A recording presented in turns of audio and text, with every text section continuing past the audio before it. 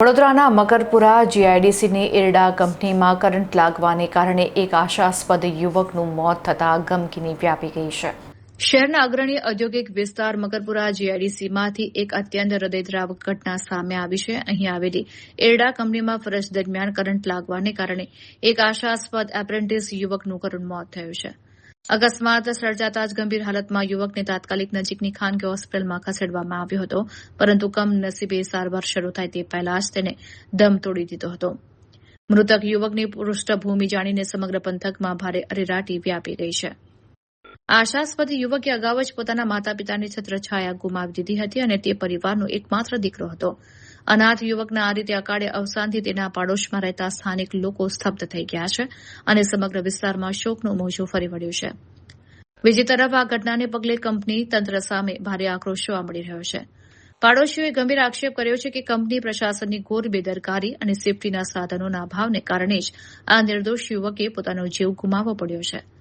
અકસ્માતે ઔદ્યોગિક એકમોમાં કર્મચારીઓની સુરક્ષા અને સેફટી વ્યવસ્થા સામે ફરી એકવાર મોટા સવાલો ઉભા કર્યા છે।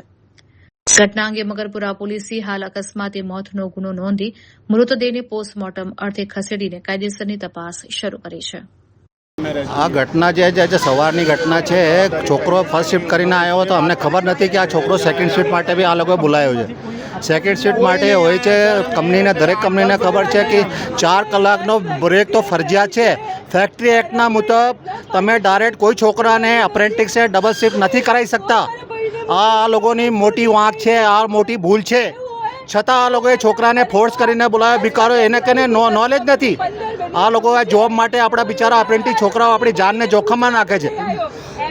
એના માટે ગયો, એને ખબરમાં જાણ કરી કે મને બોલાવ્યું છે, અને આ એ લોકોની બેદરકારી। 2 કોન્ટ્રાક્ટના છોકરાઓ સાથે આ બોડી અને અહીં મોકલી દીધી। કોઈ એચઆરનો માણસ નહીં, કોઈ એડમિનનો માણસ નથી, કોઈ એમડી નથી।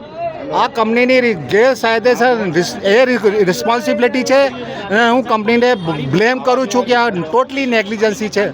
કંપની બરાબર એના ઉપર ટેકો ના લે તો અમે આગળ પગલાં લઈશું। યસ, અમે પોલીસ ફરિયાદ બી કરીશું ને અમે કમિશનર કલેક્ટર સુધી જઈશું। હું અમને ભય થઉં છું। હું કઝન બ્રધર છું અને હું આર્મી ઓફિસર છું, એક્સ રિટાયર્ડ। તો હું એવી રીતે જાણું છું કે કેવી રીતે પગલાં લેવાના છે।